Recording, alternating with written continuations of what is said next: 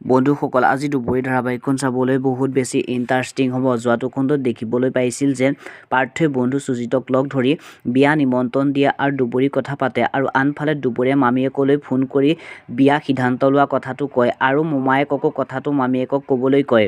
আৰু আনফালে পাৰ্থই ৰিয়াৰ লগত ফুৰিবলৈ যায় আৰু দুপৰীয়া মাকক কিয় মন মাৰি থাকা বুলি সোধে আৰু মাকৰ লগত নয়নাক সুজিতে বিয়া কৰাব খোজা কথাটো পাতে। আনফালে পাৰ্থই বন্ধু সুজিতৰ লগত দুপৰীয়াক বিয়া পাতিব বিচাৰিছা নেকি বুলি সোধে।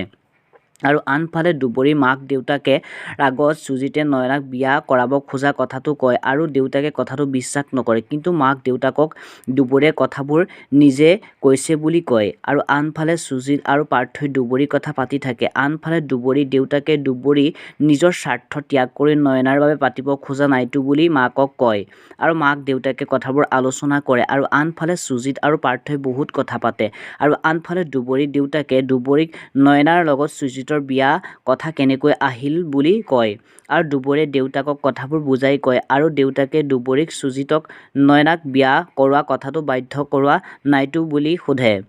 আৰু আনফালে দুপৰীয়াই কামলৈ যাবলৈ ওলাওঁতে নয়নাই দুপৰীয়াক বিয়া হোৱা আছিল কি হ'ল বুলি সোধে আৰু দুপৰীয়াই তোৰ বিয়াখন আগতে ঠিক কৰি লচোন বুলি গুচি যায়।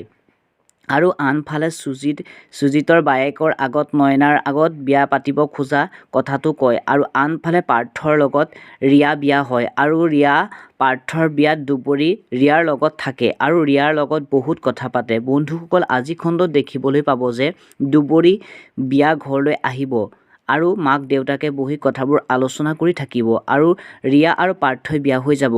বন্ধুসকল আজি দুপৰীয়া ধাৰাবাহিকখন বহুত বেছি ভাল লাগিব। আজি ভিডিঅ'টো ইমানেই। কোনে কোনে দুপৰীয়া ধাৰাবাহিকখন চাবলৈ অপেক্ষা কৰি আছে কমেণ্ট বক্সত কমেণ্ট কৰি জনাবচোন আৰু ভিডিঅ'টো চাই ভাল পালে লাইক কমেণ্ট শ্বেয়াৰ কৰিবলৈ নাপাহৰিব, লগতে চেনেলটো ছাবস্ক্ৰাইব কৰি ল'ব। ধন্যবাদ।